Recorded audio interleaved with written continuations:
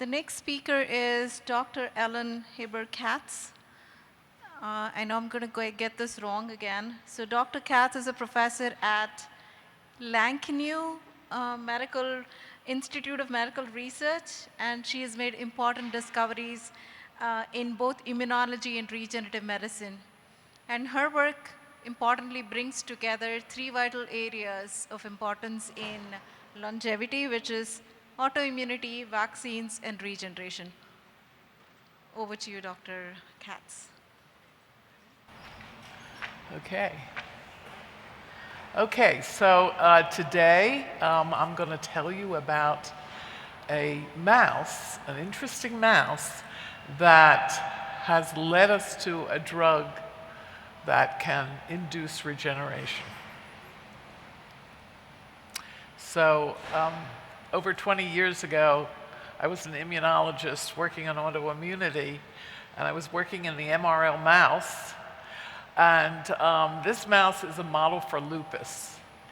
And it's obese. It grows continually. And we ear punched the mouse to number it. And you can see that, I can't see this thing. Can you see that? Yeah. Okay, so this is a B6 mouse, non-regenerative, and you can ear punch it, and it stays forever, the lifetime of the mouse.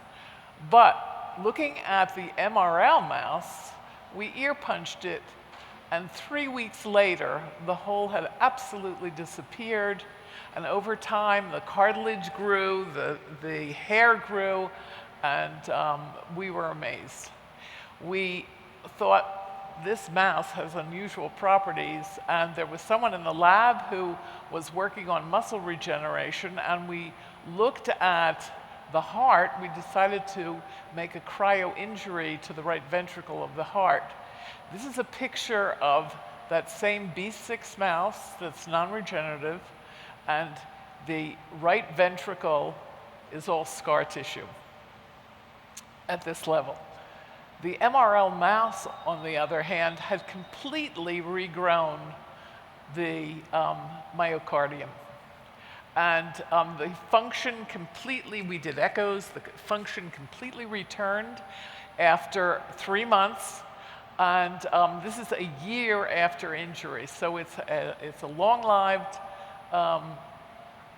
recovery, and it looked absolutely complete. We got new myocardium, and as I said, new function. And there, besides our lab, there were many, many labs all over the world that looked at these mice and were able to make injuries and show that you got complete regeneration.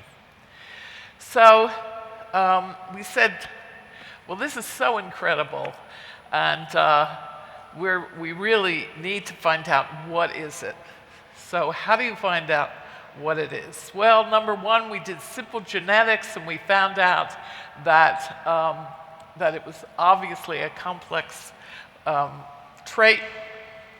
And we started doing more fine genetics, and spent, I would say, 10 years trying to find, using genetics, using gene expression studies, everything that we could look at.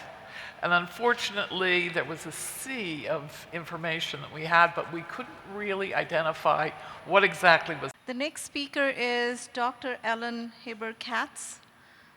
I know I'm going to get this wrong again. So Dr. Katz is a professor at Lanknew Medical Institute of Medical Research, and she has made important discoveries in both immunology and regenerative medicine.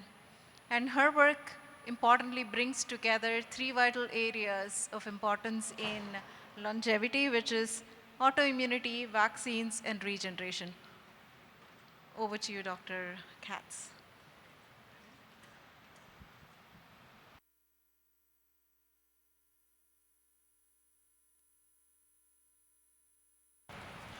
Oh, and This? Okay. Okay. Okay, so today I'm going to tell you about a mouse, an interesting mouse, that has led us to a drug that can induce regeneration. So over 20 years ago, I was an immunologist working on autoimmunity, and I was working in the MRL mouse. And this mouse is a model for lupus. And it's obese. It grows continually. And we ear punched the mouse to number it. And you can see that, I can't see this thing. Can you see that? Yeah. Okay, so this is a B6 mouse, non-regenerative, and you can ear punch it, and it stays forever, the lifetime of the mouse. But looking at the MRL mouse, we ear punched it, and 3 weeks later, the hole had absolutely disappeared, and over time, the cartilage grew, the hair grew, and we were amazed. We thought, this mouse has unusual properties, and there was someone in the lab who was working on muscle regeneration, and we looked at the heart. We decided to make a cryo injury to the right ventricle of the heart. This is a picture of that same B6 mouse that's non-regenerative, and the right ventricle is all scar tissue at this level. The MRL mouse, on the other hand, had completely regrown the myocardium. And the function completely, we did echoes, the function completely returned after 3 months. And this is a year after injury. So it's a long-lived recovery, and it looked absolutely complete. We got new myocardium, and as I said, new function. And there, besides our lab, there were many, many labs all over the world that looked at these mice and were able to make injuries and show that you got complete regeneration. So we said, well, this is so incredible, and we really need to find out what is it. So how do you find out what it is? Well, number one, we did simple genetics, and we found out that it was obviously a complex trait. And we started doing more fine genetics, and spent, I would say, 10 years trying to find, using genetics, using gene expression studies, everything that we could look at. And unfortunately, there was a sea of information that we had, but we couldn't really identify what exactly was going on. So that, at the time, I was funded by DARPA, and they were interested in mitochondria. And we met Bob Navio, who happens to be a good friend of Keshav Singh, and he suggested looking at the mitochondria. And that's a long story, and I won't tell you that now. But anyway, we did that. Okay. It turns out that the mitochondria were turned off in these mice, which goes along with aerobic glycolysis. And this is a trait seen in tumors, in stem cell niches. The first thing that we did was look at the MRL mitochondria. Here's staining with alpha-tubulin and mitotracker, and you can see a pretty incredible looking picture. If you compare that to the B6, then you can see that in terms of the mitotracker in the MRL, you really get perinuclear staining, as opposed to the B6, which is much more diffuse and covers the cell. And you can see in an embryo that if you look at the red, those are mitochondria, and essentially you are getting this perinuclear staining. So during development, you get mitochondria that are covering the nucleus or very close to the nucleus. So what we were seeing was a cell, the MRL cells, that looked very much like a stem cell-like cell. We looked at the mitochondrial membrane potential, and what we found was that in the B6, you found a certain normal and OXPHOS-related membrane potential, but the MRL was much lower. That's true for either steady state or activated MRL cells. These are ear fibroblasts, and which indicated that the mitochondria were essentially turned off in the MRL, which seemed very strange to us. Okay, so here is the underpinnings of glycolysis. Here you have a mitochondrion. This is associated with oxidative phosphorylation. Here you have the glycolysis that you see in the cytoplasm, pyruvate going to lactate, as opposed to what is going on in the mitochondria, pyruvate going to acetyl-CoA. And we thought, well, what could be important in this response? If we're getting glycolysis in the MRL, is that really telling us something? And so a molecule that is important is HIF-1 alpha. And what it does is it activates glycolysis through many different targets, and it also turns off pyruvate's transformation to acetyl-CoA. Now, a molecule that blocks the effect of HIF-1 alpha on PDH is the molecule DCA, dichloroacetate. And we tested dichloroacetate in a MRL earhole closure experiment. And here you can see earhole closure going on. This is half a month. Usually it takes a month for one to get complete closure. But with increasing levels of DCA, you see less and less regenerative response, earhole closure response. Okay, so here is HIF acting on multiple molecules in the glucose pathway, and as I said before, it blocks pyruvate conversion to acetyl-CoA, but it activates pyruvate conversion to lactate. So here you have aerobic glycolysis, which is essentially what you see in the MRL as opposed to oxidative phosphorylation. Okay, so we looked at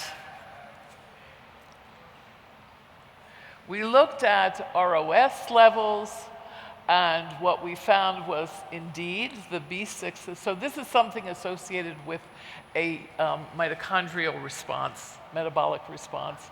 Here you see the level of reactive oxygen species in the B6 compared to the MRL. It is reduced, as we expected.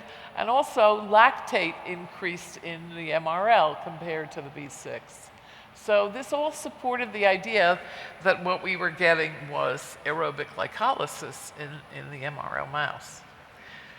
And so we thought, well, we should look at the levels of HIF in the MRL versus the B6 mouse. So we ear punched both mice, and you can see here, these are the ear holes in B6 and MRL, and the level. So this is a reporter mouse, a HIF-1 alpha reporter mouse, in both back cross to either B6 or MRL. So you can see that the level of HIF after wounding is really quite low in the B6, but in the MRL you get an incredible increase of HIF-1 alpha, not only at the area of injury, but also throughout the body. So HIF seems to be highly upregulated in this mouse, as we expected. And if you look at, again, ear hole closure using SI-HIF, you get inhibition. So here is ear hole closure, a regenerative response, compared to if you add SI-HIF. So it does seem to be HIF dependent. Now, can we regulate the HIF response using a small molecule? And so HIF-1 alpha is constitutively made, very high levels, and then broken down. And it's broken down by a prolyl hydroxylase. What that does is it hydroxylates two important prolines in HIF-1 alpha. And that leads to recognition by VHL and degradation through proteasomes. So you can block this PHD using a PHD inhibitor, and there are many of them. The one we chose was called 1,4-DPCA, and there are very interesting properties of this molecule because it's able to be coupled, and we could use various support systems for this molecule for delivery and slow release. And for that, we collaborated with Phil Messerschmidt at UC Berkeley. He made DPCA polymers, various kinds, and when those are put in the animal, there's hydrolysis, and the drug is slowly released. So this is 1,4-DPCA being released. And here we injected 3 times into mice over a 10-day period. And the reason for that was because that is exactly the course of HIF expression in the MRL, and we wanted to mimic that. And what we found was that, again, here is an ear hole closure response, and this is no drug. So we are actually getting, again, a regenerative response. And here is Western blot. HIF is being activated, and this, if you use SI-HIF, again, it is HIF specific and or HIF requiring, and again, this is SI-HIF, which blocks this healing response. Okay, well,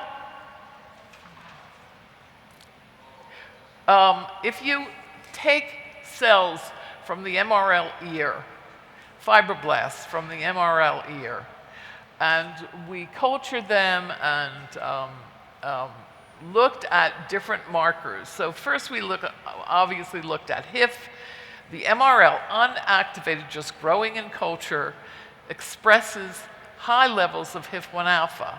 But we also looked at stem cell-like markers, nanog, OCT3/4, and a whole panel.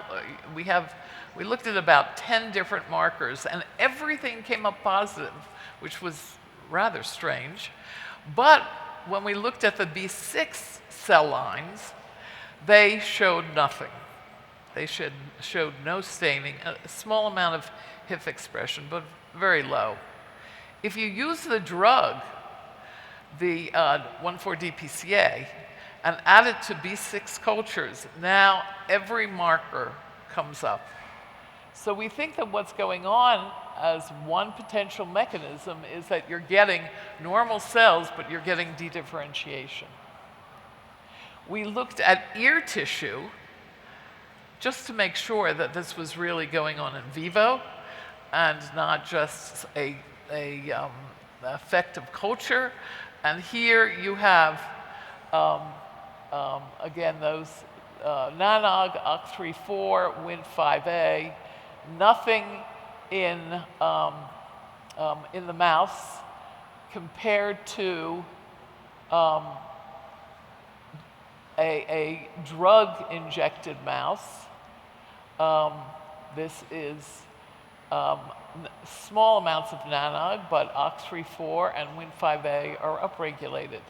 And if you block, again, using SI-HIF, if you block the nanog response in MRL cells, you're not getting any nanog expression or low levels of nanog expression. So it does look like these cells are de-differentiating in culture, potentially de-differentiating in ear tissue, and so these were ear punched, and so we were really impressed with this result. But you can say, well, okay, it's ear hole closure. Who's interested in ear hole closure? So we started looking at lots of different tissue. The first experiment we did was look at liver regeneration.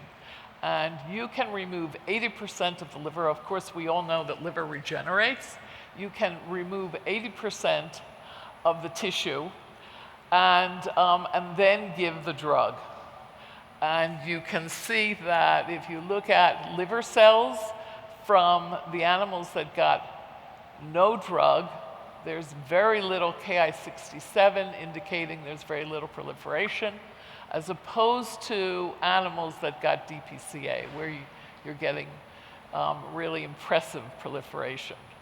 We looked at liver enzymes, one of them being ALT, and at 24 hours, both the drug-treated and the normal mouse did show this particular liver enzyme, every one that we looked at, actually. So at 24 hours, you did see, and this indicated liver damage, of course, but at 48 hours, now only the untreated liver shows expression of this molecule, and that's true at 72 hours as well. So it's able to turn off the effects of the surgical removal of tissue, and now show no liver damage according to liver, all of the liver enzyme results. We also found that within 24 hours, we are getting double the amount of liver mass that is coming back after surgery. So we are planning to do a 90% surgical removal where the liver cannot come back, and see what that is. So that's certainly an experiment that we're planning to do. But we had gotten a lot of funding from the NIDCR, the Dental Institute, who really was funding a lot of regeneration research. And they finally said to us, we really want you to look at periodontal disease, periodontitis. So they set us up with a collaborator, George Hadji-Shingalis, who is at the University of Pennsylvania, so he's nearby. And here is a healthy tooth. Actually, this is a very complex structure. You have teeth, you have gums, which is, epidermis and dermis. You have periodontal ligament, and with the appearance of periodontal disease, you get breakdown of the tooth, the bone, the gum, the periodontal ligament, and all the cells, many, many different kinds of cells that are involved in this structure. So how do you get periodontal disease? This is in the mouse. Well, what you do is you put a ligature around the tooth, and essentially this ligature traps bacteria, and those bacteria cause inflammation, cells coming in and breaking down bone and all of the tissue, and it's a very rapid response. So in 15 days, between 10 and 15 days, you are breaking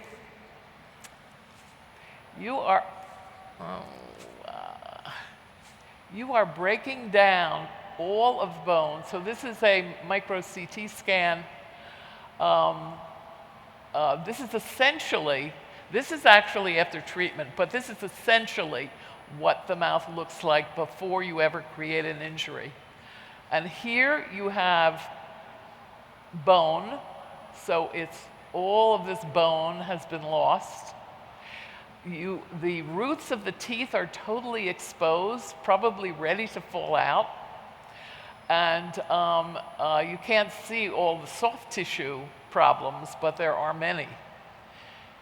After treating these animals, so after the ligature is removed, you start treating the animals with these drugs, with this drug, DPCA, and 15 days later, the bone reappears, it has normal architecture, and all the soft tissue regrows. It's really actually shocking. So here is a normal histological section of the tooth in the jaw. You have bone, you have periodontal ligament that attaches the tooth to the bone. You have epidermis, dermis, and this is what the normal tooth will look like. This is the pulp in the tooth. And now, after you put the ligature on, 15 days later, so this is 30 days after the beginning of the experiment. After 30 days, there is a space between the tooth and the periodontal ligament. So the ligament has really separated, can no longer attach to the tooth.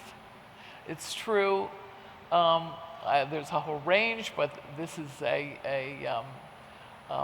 extreme version of the level of damage that you see. And here is after the drug. So the PDL have regrown, reattached to the tooth. And you can see that over here. So that's the periodontal ligament cells, as opposed to what you're seeing up here. The other thing that happens is that the pulp becomes very vascularized.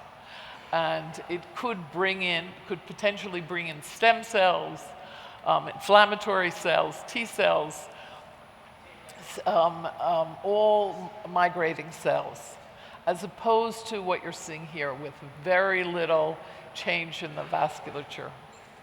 So it's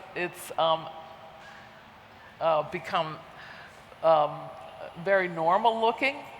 And now, if you look at cells from the gingiva, and this is normal adult gingival fibroblasts from the mouth, and here you don't give the drug and you stain for OCT3/4, this is what you see. But if you give drug, again, you're seeing this upregulation of OCT3/4, and again, all of the stem cell markers that we have tested are being upregulated. So we think that this, again, is a function of the drug and plays a role in the regenerative response.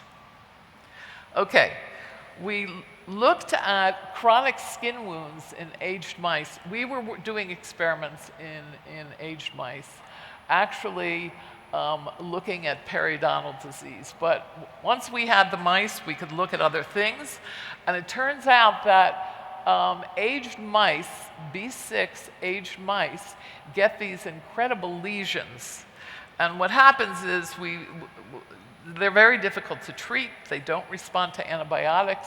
The animals eventually die. The wounds become infected and they die. And we thought, well, why not try our drug? So you can see on the, so these mice are between 26 and 30 months of age. That's approximately 85 to 90 years for adults. And here you can see this really horrible lesion that's formed and does not respond to antibiotics. And this is 26 days later. The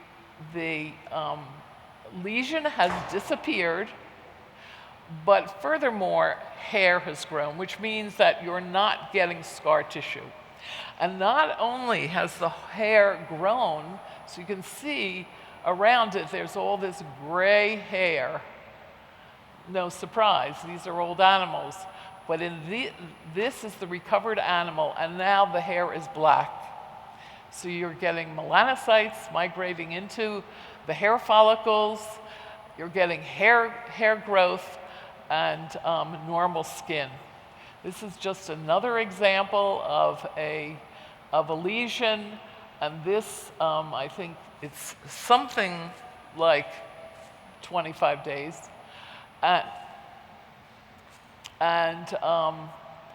Here you can see, again, the hair has come back. It hasn't completely healed.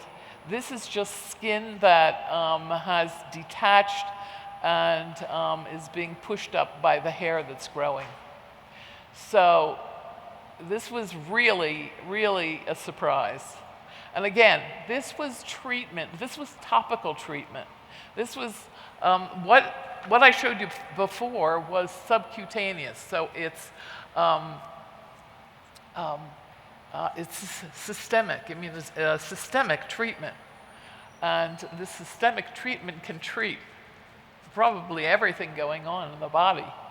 But here we use topical, and we treat it twice, and we're getting this response.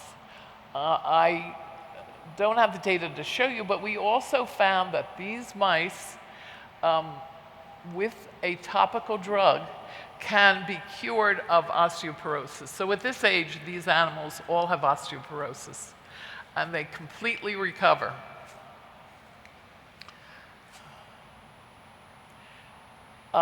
We then decided that we would look at surgical wounds and look for scarless healing. And you can see animals that were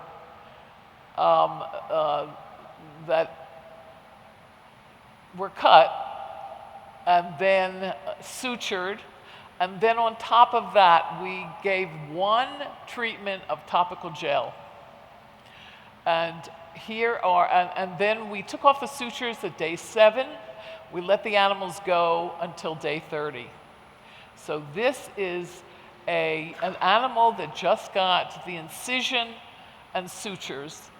This is an animal that got the drug, same treatment, but with the drug. And we also had another drug with a different concentration of another gel with drug. And this is a drug with this gel.